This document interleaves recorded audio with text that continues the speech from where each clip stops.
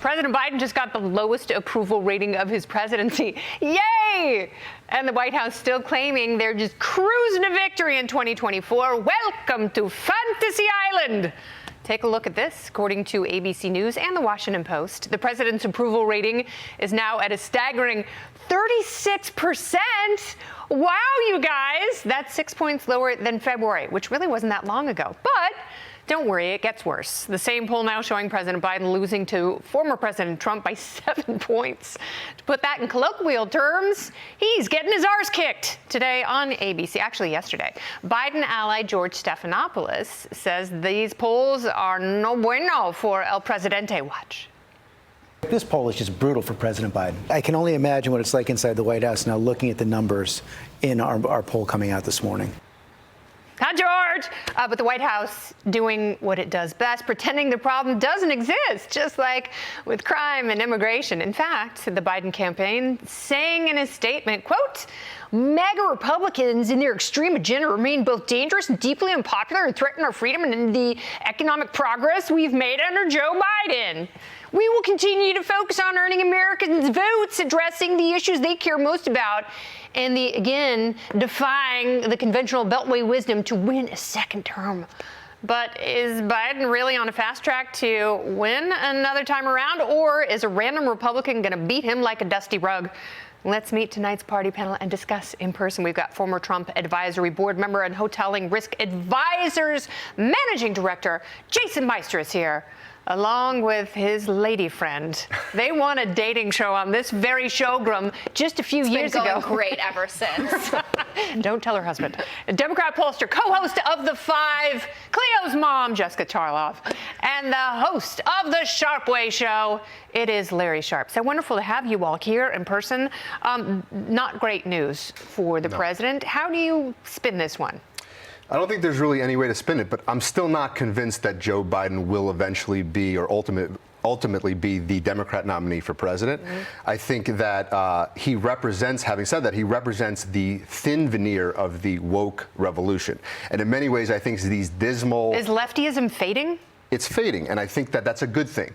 I think what's happening is these dismal poll numbers tell us that they're actually losing momentum, and it shouldn't come as a surprise to us. I mean, there's not a lot of public support for wide open borders, sex surgeries on children, causing or threatening nuclear war with Russia and China. And so I think this is what you're seeing right now playing out. All right, so what's worse for him is his disapproval numbers for the under 30s. That's at 26%. Or sorry, the approval numbers. That's even worse. It's bad. Only 26% of the youngs think that he's doing a good job. They say that, you know, it's his age, his mental sharpness, and his physical health that concern them the most. They're not going to have the abortion issue, I can't imagine, the second time around like they did in the midterms. So handsome Harold Ford, who is one of your co-hosts on The Five, he said on Friday that if these numbers keep going south, expect to see someone like Gavin Newsom get in the race. Do you agree with that? I don't. I agree that handsome Harold is handsome, but I think that Joe Biden... Water is wet and fish swim. We're all seeing the same thing here.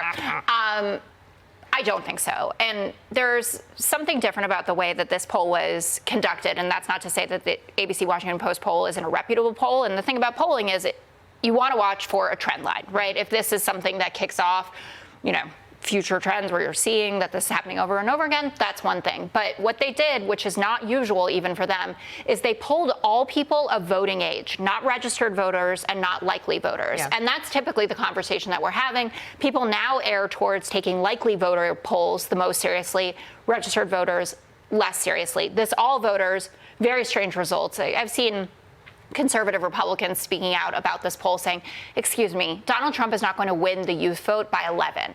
Or Joe Biden's edge with Hispanics is not down to 9 points. Now, he won less Hispanics or a smaller share of Hispanics than Hillary did or John Kerry. But it's not going down to these numbers. So there's a lot that's funky about this poll. That doesn't mean that it's not foreboding and that they shouldn't take it seriously. It's not too far off the RCP average, which has him at 41%. In terms of his approval, right. I'm talking about these specific groups. Like with independents, he's not at 34. He won them over Trump by, what was it, 24? With independents who voted for him, he's at 56%. With independents who voted for Trump, he has a 92% disapproval. So, Larry, what does this tell us about where the president is? And are these insurmountable numbers, or do polls mean nothing? This is the problem, right? That we're thinking about what it was in 2020. Back then, he was in the basement. Who cared? Right? Now he's out in the sunlight. Very different climate. Yes, and he is shriveling.